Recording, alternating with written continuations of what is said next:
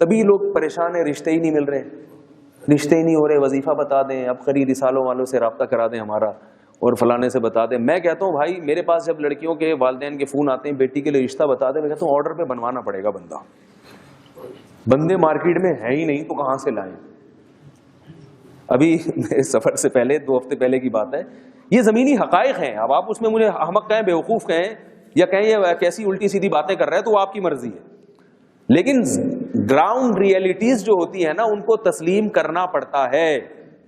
اس کے خلاف آپ چلیں گے تو مار کھائیں گے مزید.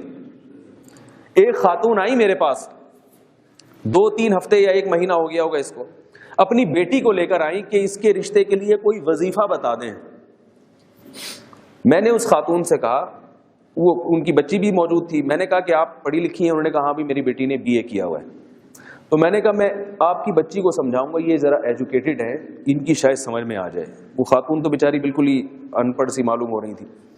میں نے ان سے کہا، میں نے کہ مجھے ایک بات بتائیں کہ 50 خواتین بیٹھی ہوئی ہیں یا 100 خواتین بیٹھی ہوئی ہیں، میرے پاس 50 روٹیاں ہیں، ہر خاتون کو بھوک لگ رہی ہے، ہر ایک کو روٹی کھانی ہے اور پوری 1 روٹی کھانی ہے. سب کی خواہش کیا ہے کہ میری روٹی میں کوئی دوسری خاتون میرے ساتھ شریک بولیں بھائی نہ. تو میں کیا کروں گا؟ اب میں جب روٹی تقسیم کر رہا ہوں تو میں کہہ رہا ہوں عورتیں 100 ہیں اور روٹیاں کتنی ہیں 50. تو میں خواتین سے خطاب کر کے کہوں گا کہ بھائی 50 روٹیاں ہیں، 100 میں برابر نہیں آ سکتی. تمام خواتین سے گزارش ہے کہ ہر خاتون جس کو روٹی ملے وہ اپنی روٹی میں کسی دوسری بہن کو اپنے ساتھ شریک کر لے، کیونکہ بالکل بھوکا رہنے سے بہتر ہے آدھی تم کھا لو آدھی اس کو کھلا دو. خواتین کہیں نہیں یہ نہیں ہو سکتا، یہ نہیں ہو سکتا، یہ تو عدل کیسے ہوگا، کٹے گی کیسے بالکل بیچ سے درمیان سے، عدل تو ہو ہی نہیں سکتا. کہیں تھوڑی اس کے پاس زیادہ روٹی چلی گئی میرے پاس کم آ گئی، یہ تو قیامت میں اللہ نے کیا حکم دیا، جو عدل نہیں کرتا اس کے تو جہنم ہے. اب میں کہہ رہا ہوں بھائی کوشش کریں گے انچ ٹیپ سے ناپ کے تقسیم کریں. نہیں جی آج کل تو انچ ٹیپ بھی 2 نمبر آ رہے ہیں، ہو ہی نہیں سکتا. حضرت مولانا اشرف علی تھانوی نہیں عدل کر سکے تھے، وہ تربوز کو ایسے درمیان سے کاٹتے تھے، تو آج کون عدل کرے گا؟ ناممکن ہے. اس کا مطلب کیا ہے؟ 50 کو کھلاؤ 50 کو بھوکا مار دو، یہی مطلب ہوا کہ نہیں ہوا؟ بہت مشکل ہے سمجھانا، کیا کریں. تو میں نے اس خاتون سے کہا کہ میں وہ 50 روٹیاں آپ کی اس تحریک سے متاثر ہو کر کہ دوسرا شریک نہ ہو، میں نے 50 خواتین کو دے دی اور باقی 50 بیٹھی ہوئی ہیں. ان کو جب روٹی نہیں مل رہی تو وہ کہہ رہی ہے کسی نے کچھ کر دیا ہے ہمارے اوپر، بندش لگا دی ہے، فلاں بابا نے بندش لگا دی، میری نند نے میری جو ہے نا وہ بھابھی جو ہے نا اس نے یہ میرے ساتھ کی ہے، وہ مجھ سے پہلی ٹیڑھی آنکھوں سے دیکھی، اس نے جادو کروایا جو میرے رشتے ہی نہیں ہو رہے. بھائی ہے ہی نہیں، روٹی ہے ہی نہیں تو کہاں سے ملے گی؟ خدا کی قسم دعاؤں سے بھی مسئلہ حل نہیں ہوگا، اللہ کی قسم اٹھا کے بولتا ہوں. فطرت نے، اللہ نے جس چیز کا جو حل رکھا ہے وہ حل اختیار کریں گے پھر دعا قبول ہوتی ہے.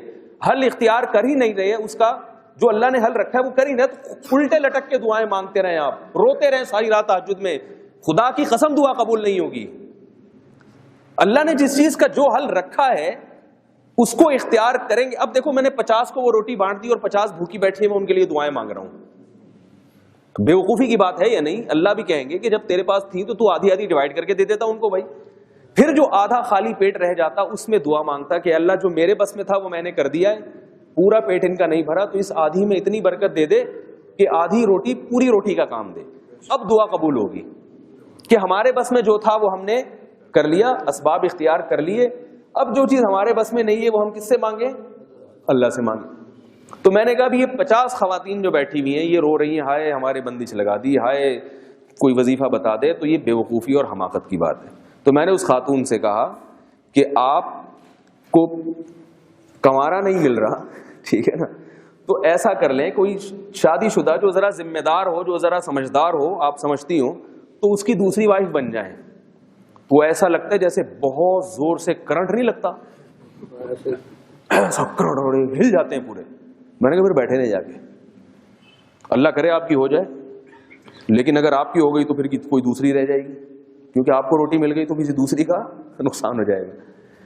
تو یہ ایک حقیقت ہے کہ جو زمینی اسباب ہیں جب تک آپ وہ اختیار نہیں کریں گے تو اللہ پہ توکل بھی جائز نہیں ہے اور دعائیں بھی آپ کے کام نہیں آئیں گی.